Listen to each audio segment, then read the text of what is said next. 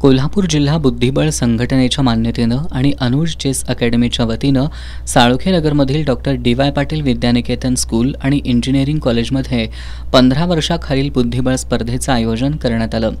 या स्पर्धेत 20 स्पर्धकांनी सहभाग घेतला। स्पर्धेचं उद्घाटन गीता मेहतर, विवेक कुलकर्णी यांच्या हस्ते पटावरील चाल करून करण्यात आलं।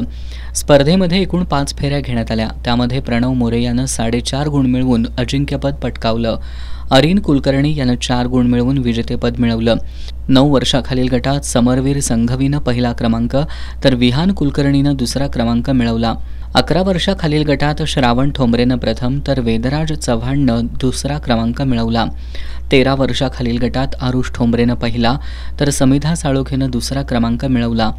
विजेत्यांना शिवाजी विद्यापीठाचे वरिष्ठ ग्रंथपाल डॉक्टर धनंजय गुरव, रवी आंबेकर, कोल्हापूर जिल्हा बुद्धिबळ संघटनेचे माजी सचिव कृष्णात पाटील यांच्या हस्ते बक्षिसं देण्यात आली।